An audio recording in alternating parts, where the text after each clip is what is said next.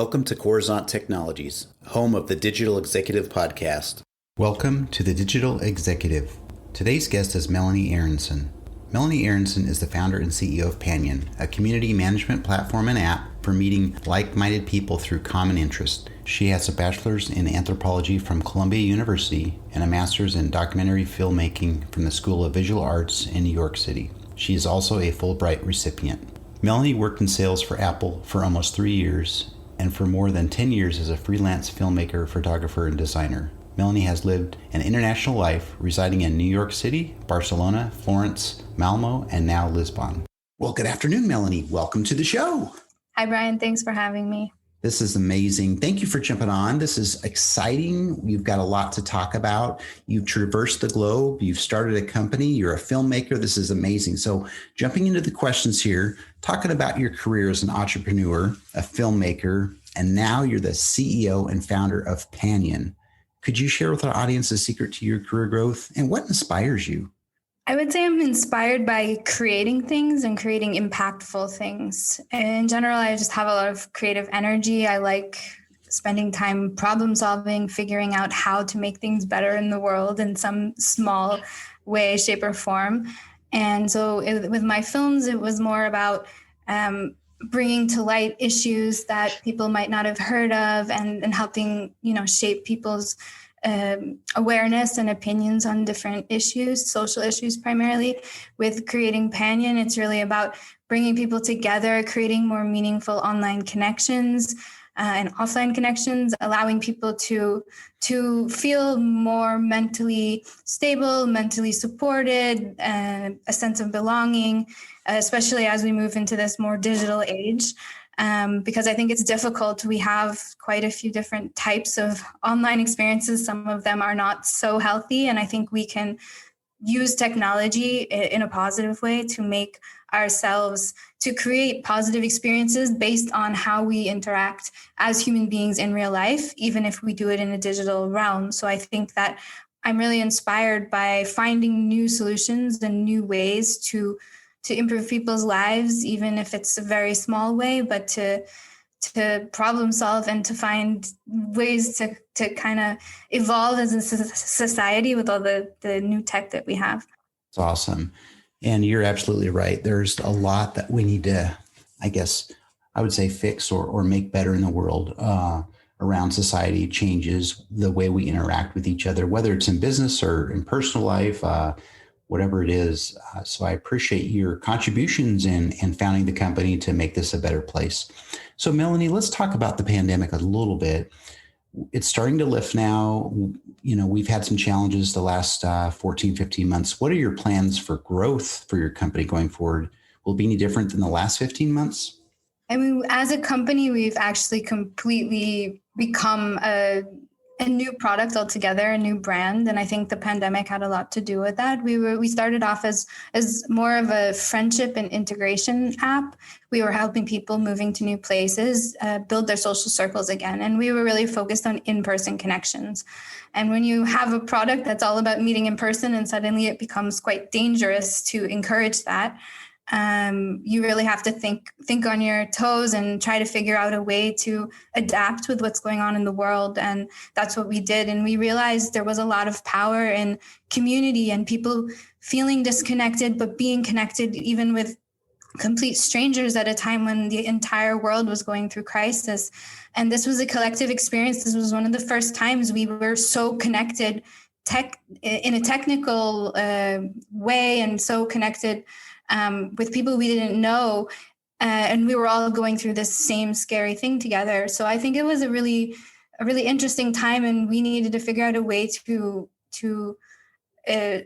grow with that. And so we saw inside of our product that a lot of people were forming these support groups for each other at the beginning of the pandemic, and we saw a lot of group activity, and we kind of, as a team, realized that in person, we thought that, okay, meeting in person, getting off your tech was the way to kind of build more healthy relationships. And we realized actually it's not really about the in-person, it's about the quality of the relationships and the right people that you're interacting with. Are they the right match for you? Is there a meaningful way to connect with those people? So we started to shift more towards community building. And so now that things are opening up again, we realize that we're building a product that is a hybrid of online and offline, because that's the way that we're moving in the world. We're still going to have a lot more Zoom and online meetings in our lives. Remote work is not going anywhere, but we all also are going to start meeting people in person again. And so we've created a product that helps you build a community around both instances, and in a seamless way where you can manage this combination of an online and offline community in one. I love that. And, Melanie, I can tell you right now, and I get this a lot from many guests on the show, but your passion is coming right through the microphone, and I love that. So thank you again for making the world a better place, especially when we have challenges like the pandemic. So, Melanie, let's jump into a little bit about tech, right? So you started a tech company as a solo founder without a tech background. Could you tell us about your approach and any challenges you faced along the way?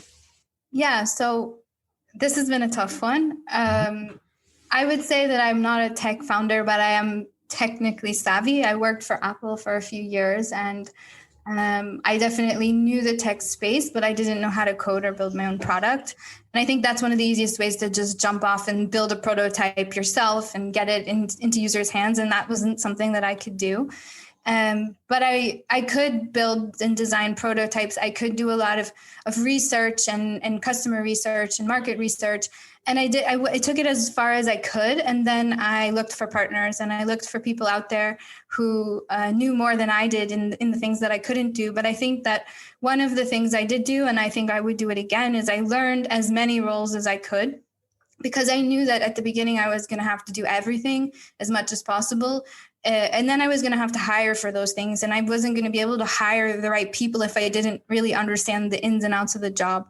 So I did a lot of learning at the beginning and really understanding like every single role as much as possible. Coding was one of those things I decided. I actually considered just learning how to code everything myself, but I realized that my timeline would be significantly extended. So I ended up going through a few different developers, but finding a partner that we've been working together for over 3 years. And I feel like I was lucky. I know that it's not easy to find developers, especially when you're not in the same location. But I think what is really important and I've continued to do is I don't want to be an uninvolved, non-technical founder. I work closely with the developer, with our CTO. I want to understand all the principles behind things. I want to help make strategic choices and understand enough so that I can help with those choices and not just sit back and let someone else take that side. So I do everything but write the code, in a sense, like in terms of understanding and driving our technology forward. And I think it's just really important to know as much as you can, even if you're going to delegate those things later. That's amazing. You're truly a visionary, obviously, but a good leader and willing to roll up your sleeves and help out like that and show others that you're truly a servant leader. So thanks, Melanie, for sharing.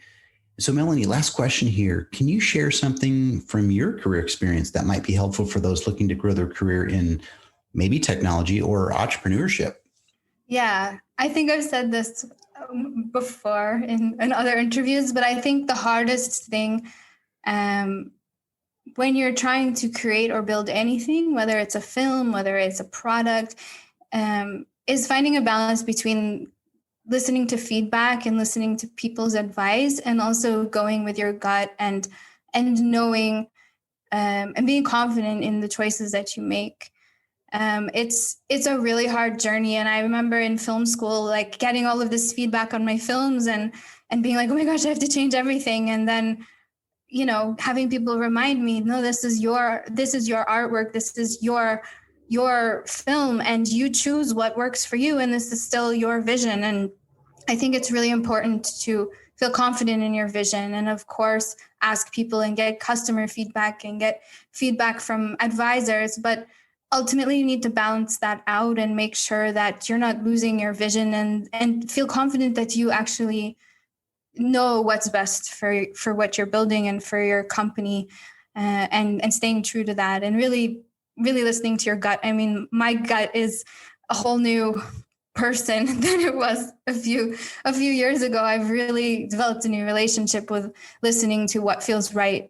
And that's helped me in other areas of my life as well, for sure. Amazing. Thank you, Melanie, for sharing that.